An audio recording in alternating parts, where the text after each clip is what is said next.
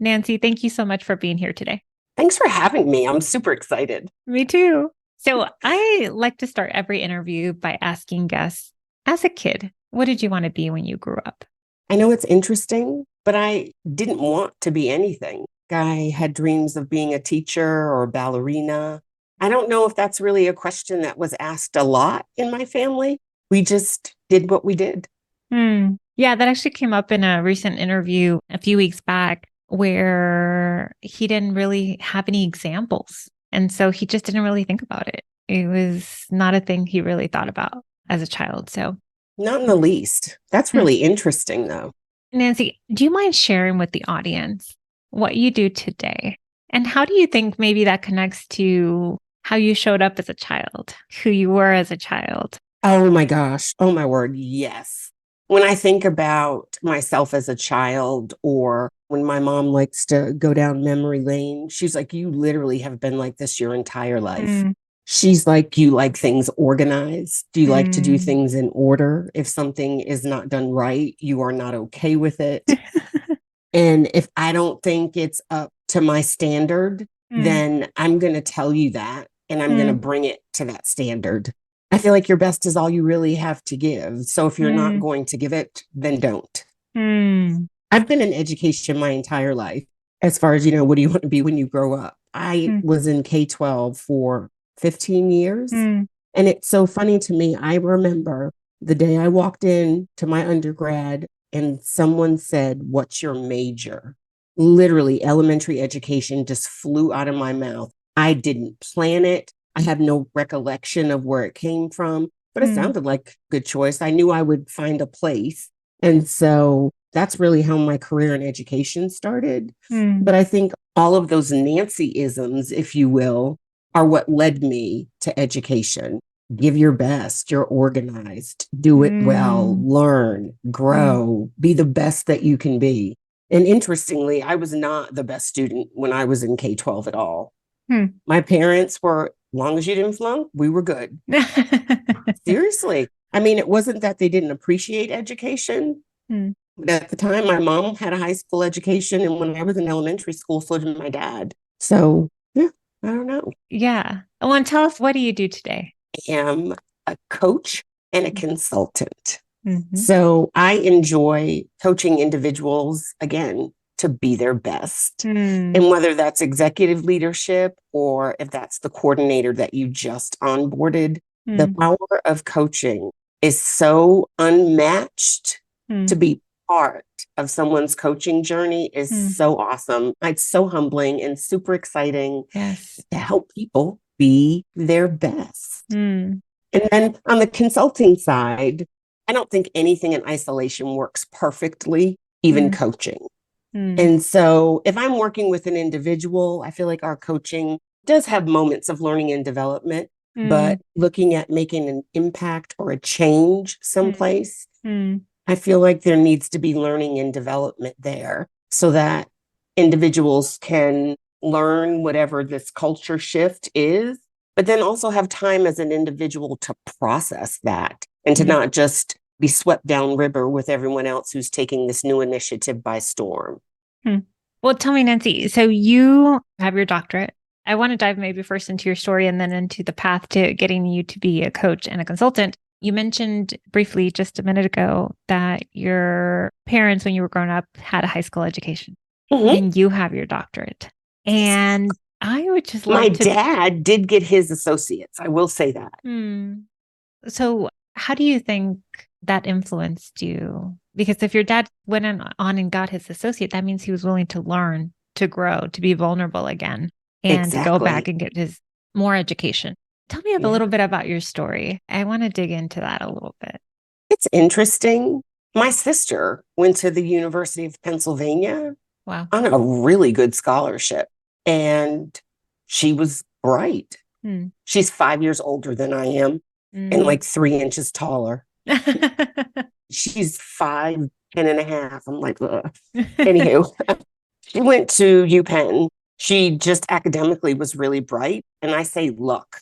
She just happened to have counselors at that time that were vested in her as a student and did all the behind the scenes stuff that first gen students don't know how to do. And she went to the University of Pennsylvania and graduated with honors, and she Wow. owns her own firm now.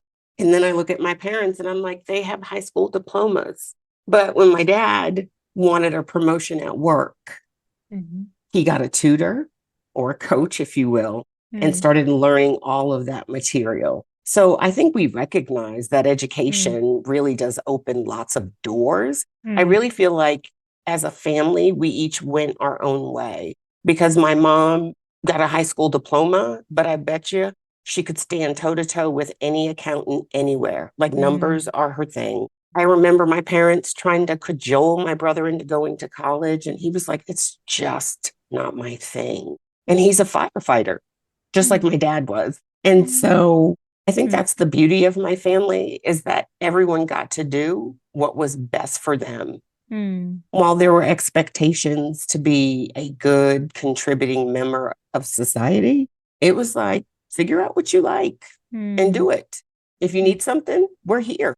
mm. So it And was I part of your family, like encouraging you to follow what you liked, what you were interested in. exactly. Mm, And I feel like my entire family, I'm thinking on my mom's side, she has 4 siblings and there are 13 grandchildren, and we all do our own thing. I don't know if any of us are in the same area of business. I don't know if any of us do the same thing. So mm, again, that beauty, it's like a ripple effect. You mm, drop that one piece of do what makes you happy, and those concentric circles are just beautiful. mm. Well, I love that because what I experienced in my life was I felt like I should do something instead of feeling like, oh, what do I really love or what am I interested in? And I imagine if you had this high performing, really bright older sister, you might have felt the pressure to do what she did. One might have thought that. Oh, I did feel that because Mm, her teachers, when I finally got to high school, were expecting the same thing from me that they did from her. And it was night and day. mm, So, yeah, not only did I feel that pressure, but it was also confirmed that I didn't match or even live up to mm, her. So that was challenging to really walk in a shadow that I had never walked in before. mm. But this soon passed and I still did my own thing. And how do you think you overcame that? I'm sure that was a lot of pressure, people who knew her. And then you went and got your doctorate. You are very successful in your own right. So, how do you think you overcame that? I really think it was the way that I was brought up. Mm, It was the way that I was raised. My dad was mm, dirt poor when he was a kid. I mean, dirt poor, like they drank powdered milk. There might be mm, 3 or 4 of them sleeping on the same mattress. And I told you this before, but you literally could eat off the floor. Their house was clean. And so my dad joined the Marines right around the time of the Vietnam War because there literally was nothing else for him. He knows what it is to live in poverty, and he knows what it is to give up and to just kind of settle into what you've been born into because mm, he has lots of family that have chosen to do that. But when he moved, that type of thinking just was not in our house. It wasn't, I can't. There just wasn't that spirit of giving up on something. And I don't know if it was drilled in or if that just was our environment. I don't ever mm, really remember saying, I can't. mm, And so because we didn't say it, you did it. My dad also really instilled confidence in me that I mm, swear he just passed on through genes. People say things, I'm like, that's my dad. That's mm, my dad. And there are other parts of my mom that I see are dominant in me as well. And mm. so it's exciting to be able to see both of them in me. Some things I got from them are great. Other things I'm like, ooh, I'm still working on that. But I really think just growing up in a family that allowed you to be you, you knew you were loved. And my dad's upbringing really ensured that we were never in want. Now, we Mm, weren't rich by any means, but we always had food. We always had clothing, always had a roof over our head, always lived in a home, always had a backyard. And mm, I recognized that privilege. And I had a 2 parent household as well. mm. I think all of those things coupled. I always find it interesting, like learning about people's families and how they came to be who they are. What do you think allowed your dad to have that mentality? Was he just a naturally positive person? Because it sounds like that was a major part of how you and your siblings were raised and came to be so successful. It just seems so fascinating to me. My dad's family was not only poor, it was a family of raging alcoholics. And I genuinely believe that my dad at some point in time had one of those raging nights and woke up to see like this was it. Mm. Yeah, literally, this was it. And it wasn't enough for him. He wanted more. And so he took the avenue he knew would provide him with what he was looking for. Oh, I could feel your love for him and your respect for him as you're Oh, talking. gosh, yes. And he drives me crazy. And I wouldn't change him for the world. Not at all. Maybe a little. No,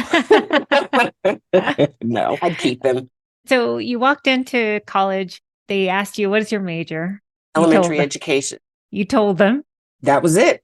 And did you follow that all the way through? Tell me about what happened after that point. You pick your major and then what Okay, happened? so there's a little in between. Okay.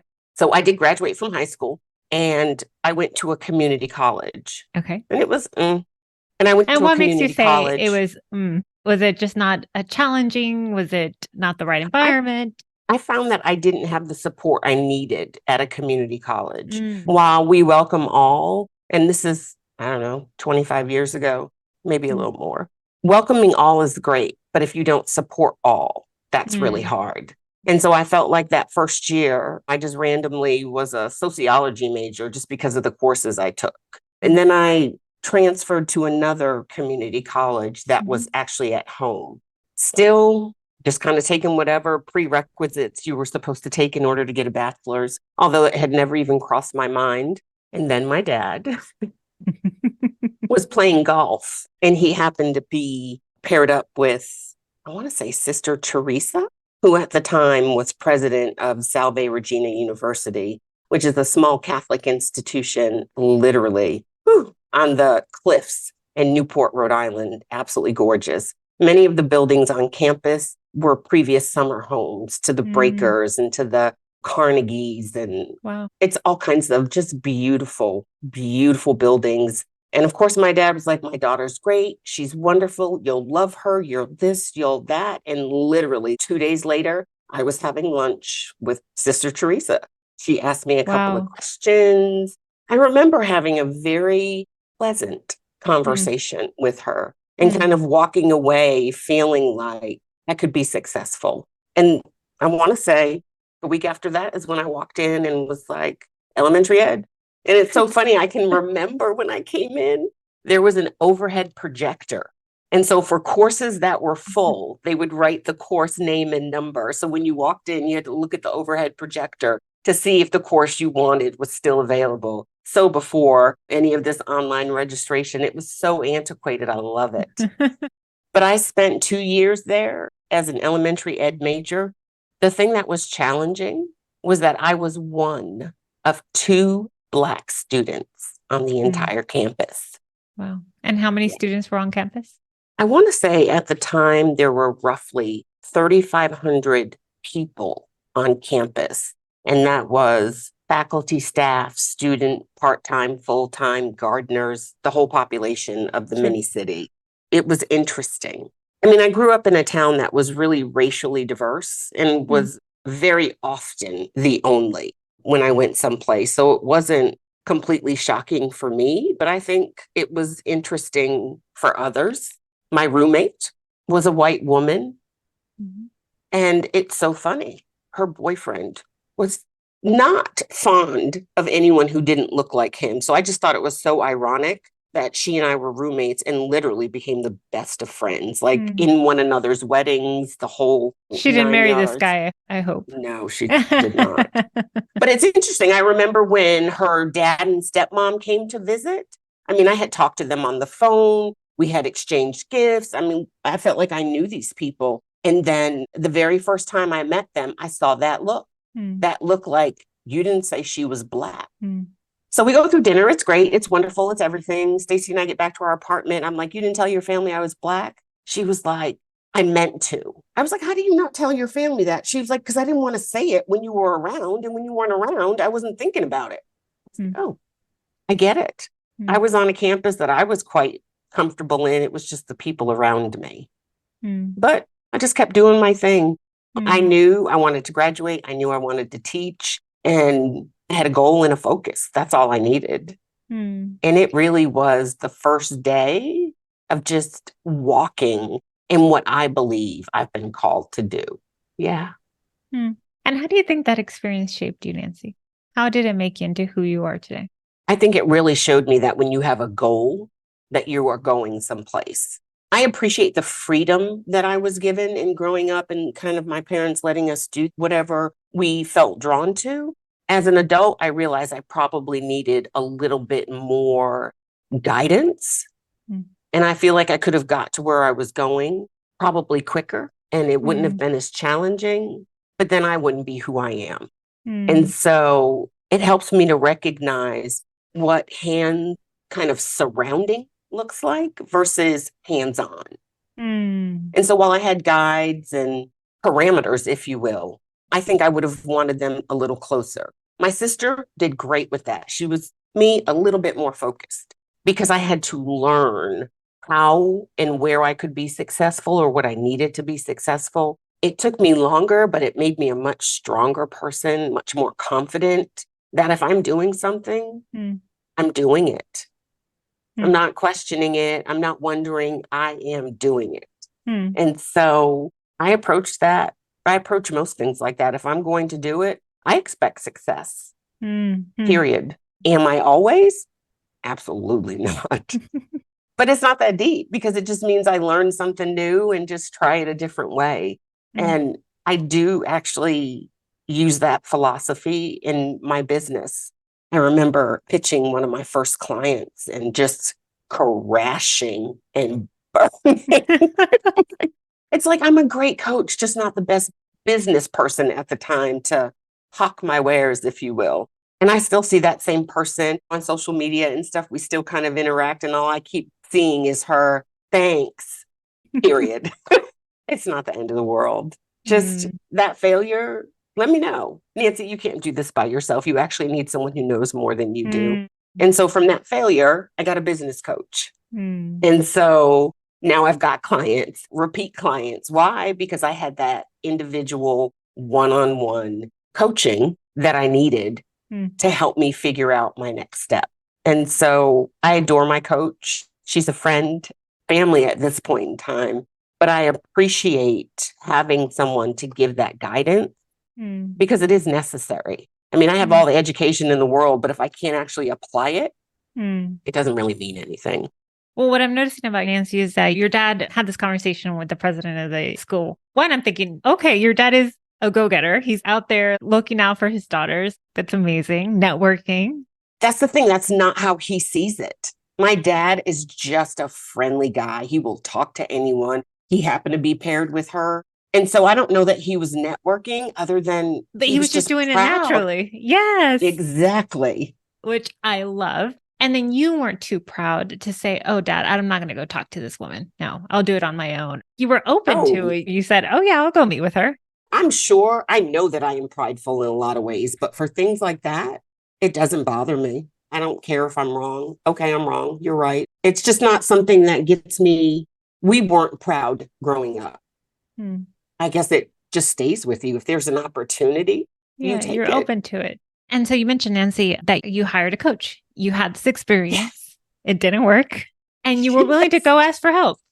And you weren't too proud to do that. You didn't say, oh, well, I'm just going to keep doing what I'm doing. You said, okay, I need some help. I need some support here. Let me This is go my ask for some job. help. I do this full time. This is my income. I need to be the best so that I Again. can be at my best. And I know that I can't do that by myself. I want to stop you there because that's beautiful. That's so deep. I completely agree with you. I also, in client conversations, notice that that's not something that's natural for people necessarily. Like sometimes our tendencies can be, how do I do this by myself? How do I figure this out by myself? And so the fact that you were, okay, I want to be the best. I know what my goal is. What support can I get? I don't have to do this alone. That's a really powerful, powerful thought. That's my life. That is what I try to instill in young women that I mentor or that I'm friendly with. is, I think we talked about this briefly, having your own board of directors. Every person on that board is there because they're trying to help you be your absolute best. There's no ulterior motives. It is all about whoever is the president of this board. And so when I look at myself, I know the things that I needed when I was in college or growing up or young in my career, and it was help. But it was also someone who was willing to offer that help, or someone who could show people it's okay to ask for help. I mean, I know we live in the age of Google and you can really learn how to do anything. I mean, I couldn't figure out how to use the circular saw yesterday. So I went on Google, found it, and I cut the piece of wood and it's over and it's done. I feel like that is something that I can go online and figure out. But having a relationship with someone who is going to nurture me as an individual, who's going to focus specifically on my goals and my attainment of said goals is what I needed. Because you could just Google how to run your business, and there are workshops and books and flyers and pamphlets, and you don't need this. Just download this for free and you'll be, rich forever. We guarantee 350 times your ROI. I'm like, oh, that's not the business I'm looking for. It's not the business I want to offer either. I am very relational, and I like to be relational with my clients. That does not mean I need to be in every ounce of your business, but it does mean that there is a relationship and it's mutual. I will say, when I decided to get a coach, I had absolutely no idea what the cost was, genuinely. And I can remember meeting my coach before she was my coach and just being very drawn to her, liking her personality. She had written a book and I had read a portion of it. And I was like, I like her. And so I reached out to her one day just to kind of visit and talk, because she's part of the ICF chapter of North Texas. And the ICF North Texas is the International Coaching Federation chapter that both Nancy and I are a part of as coaches here in the North Texas area. For those listening who don't let me not use jargon. I'm so sorry. Oh, no, you're good. So we met. We had a discovery call. I loved her. I was like, okay, I'm going to be prayerful about this. I really want to make the best choice. And so I was like, yes, her. And so when I decided to bite the bullet and she told me the cost, even now, I was like, where am I going to? I was like, wow. But then I thought, where are you going to be if you don't? You're going to be in the exact same place that you were. And so, oh, look, a little tear. Yeah, I can see your emotion coming through. Yeah, it is. It was a lot of money. I never spent that much money on anything in my life, minus a car or a house. I will tell you, it was like $10,000 for my business coach. And I know people don't like to talk about money a lot and it makes people uncomfortable, but I'm serious. When she said that, I was like, oh my God. And she was awesome. She was like, it's okay. People usually have a reaction similar to this. But when I really broke it down and I thought about what is your goal? Where do you want to be? And how are you going to get there? And so I bit the bullet. And now, a year later, I kid you not, I'm negotiating 6-figure contracts. How do I know how to do this? When I see a total and I'm like, oh, that's too much. And my boss says, why? It's not your money. And you're bringing, and I'm like, okay, all right. So now I'm learning my value. I'm learning my worth. So it's not just someone telling you how to run your business. It's them helping you to develop as a business owner. And it was worth it. It is worth it. I don't see our relationship ending anytime soon. And while it is a paid relationship, that's just one aspect of it. When I look at the holistic development that I'm experiencing as an individual, I will tell you she's not charging enough. Honestly, that's how valuable she is. She has to be affordable in some way. And the reason it's scary, no one in my family had ever done this. My husband owns his own business, his own fitness studio. He's amazingly successful. But he did that on his own. In his own, I can figure this out. I can do it. And yes, he had a business coach as well. But he was much more, I want to dig and dig and dig and dig until I hit rock. And I thought, I don't want to spend that time. So we went about it two very different ways. Hmm. And this way just worked really well for me. So when people hear coaching costs or rates, I really just ask them, where do you want to be? You Hmm. tell me where you want to be at the end of our time together. And Hmm. let's talk about how we get from there or get to there. So just starting with the end in mind. I Hmm. recognize we all have budgets, but if you let your budget dictate your goals, it's going to be limited. Hmm. I know there's a lot in what I just said, and there's lots of other nuances that go into it. So I'm saying that applies to Nancy. Hmm. Yeah, and there's this theme here of you being willing to ask for help, being willing to invest in the help. What do you want to say to people listening? And how does that apply to people who are at their desk now and they have a goal? They don't know quite yet how to achieve it. What do you want to say to them as it relates to asking for help or not feeling like you have to do it alone? I think about this on the career side. If you're in a position and you're not happy, or you like your job, but you just don't really see where you're going to be in 5 months, let alone 5 years, a lot of times it's helpful to have someone work through that thought process with you. Not having a goal, but knowing something is not right, I feel like is more challenging. Hmm. And so you only have your own mind and you only have your own friends and people who know you and who love you and who are very similar to you. So, whatever advice you would give yourself, they're probably going to give you the same thing. Hmm. But here's the thing, they're not a professional, they're your Hmm. parents. Hmm. Even if they are in a particular field, they're still your parents, they're still your friends. Having someone who is unbiased, Hmm. I feel like is immensely valuable Hmm. because they're not going to tell you what you want to hear or what will make you feel better. They are going to ask those really hard questions where you sit there for 2 or 3 minutes and you really think Hmm. about the answer to this question. And Hmm. in that long 2 or 3 minutes, my coach just holds the space and Hmm. lets me think. I don't know that I have thought as deeply. Having a coach has taught me how to think to a different depth and Hmm. paying attention not just to the question that you ask, but the response Hmm. and what you hear audibly, what you see physically, listening. It's like 360-degree listening. And we all think we do it and we do it well. But if you've never really practiced it or been in a position where you've had to take advantage of it, it's challenging.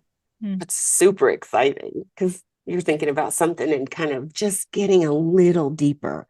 These are not things that I'm able to do independently. I can Hmm. read books, I can read articles, I can go to conferences, but how does it apply to me as a business owner? Hmm. It's just about me. And it's okay for it to be about me because it is my firm. I'm trying to make it the best it can be. Hmm. And I can't do that alone. Yeah. Hmm. Oh, I love that this conversation took this direction because, well, one, I'm a big believer in coaching as a coach. I have my own coach that I work Exactly. with. And maybe something I don't talk enough about on the podcast is how powerful it is to have someone listening to you, to be focused on you. It's transformational. And so if there's someone listening who's thinking, maybe I'd like to hire a coach, I don't talk about it enough. It is different from reading a book. I love reading books. I'm always I reading do. many books. I love going to conferences, Yeah. constantly going to conferences. Yep. Love it. All of the things. It is a different experience to have someone whose job is to focus on you, to be on the receiving end of someone just completely focused on It's a little helping you. uncomfortable in the beginning. Mm. It really is. Literally had Mm. someone's undivided attention and they are listening to hear and to learn. They are not listening to respond like your parents or your friends who will Mm. remind you, isn't this the third or fourth time you've done this? Why are we still doing the same thing? That coach, wow. And you can see it in Nancy, if you're watching this or listening to this, that how emotional Nancy got as she was talking about her coach. It is a very powerful experience. When I worked with my first coach, I tell everyone, shout out to Kristen, that she changed my life. Absolutely. She changed the direction of my life. She changed the quality that my life would take. Absolutely. So I'm glad we're talking about this because maybe I'm doing a disservice to the people listening by not I don't having, think so. by not talking about it more because it is so transformational. Saying it again, transformational. It is. And I think, again, it's that budget that make people hesitant or reticent. But there's different budgets, so it's not all $10,000. I want to make sure I say that. Oh, yes. But I'm thinking about people who work for institutions or organizations. Yes. Coaching used to have the stigma of any executive that was not doing a good job, they got a coach. But then people realized the value of coaching, and it hung out in the C-suite and above for a very long time. But if you look at any research, it is saying flat out 9 out of 10 companies within the next 3 to 5 years will implement coaching as a regular benefit of working for that organization.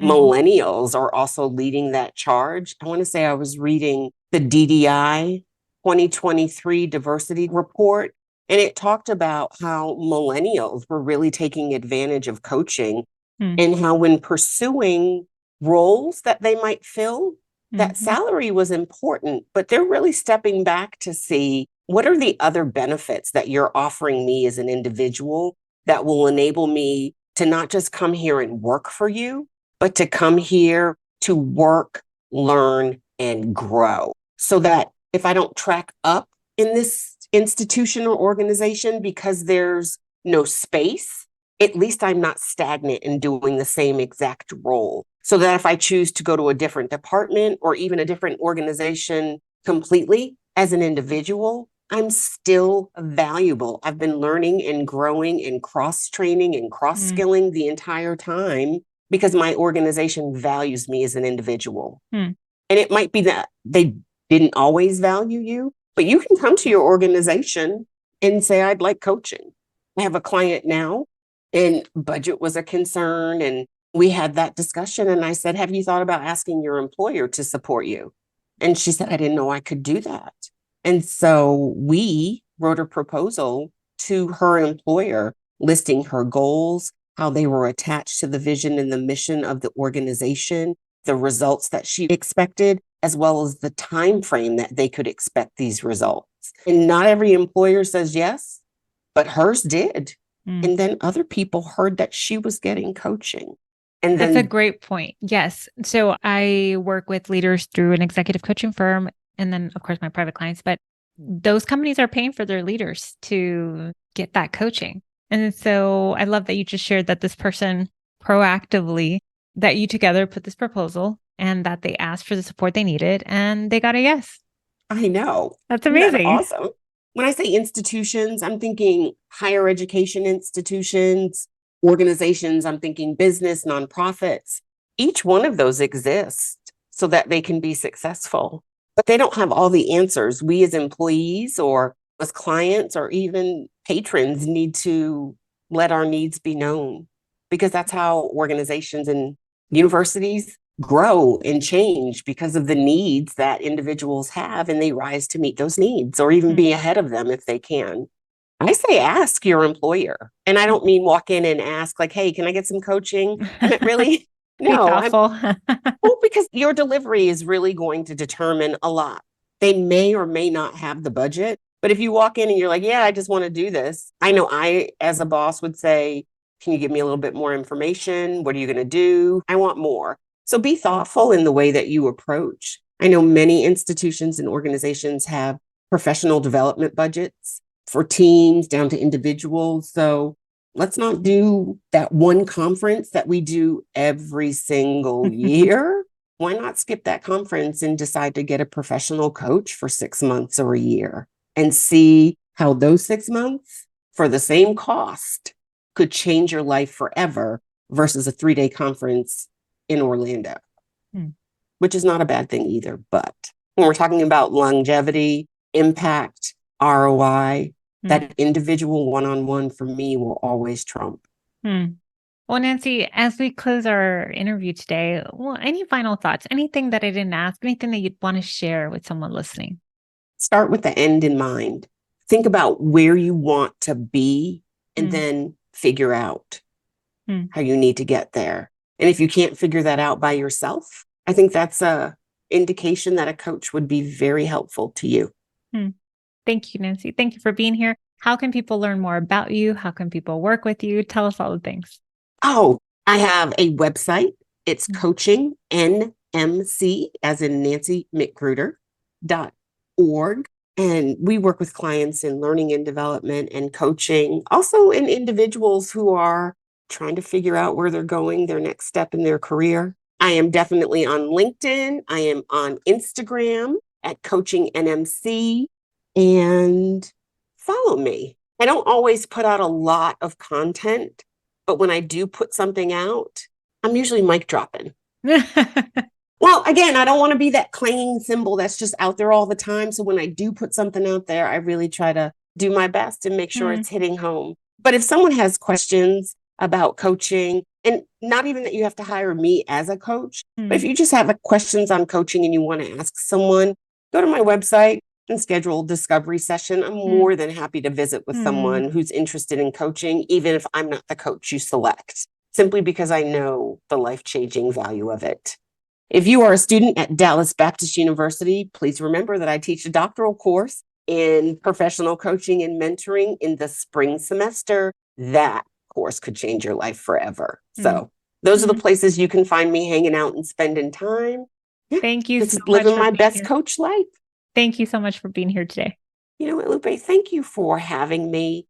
It's interesting when someone asks you a question about yourself, because now I'm thinking a little bit differently and a little bit deeper.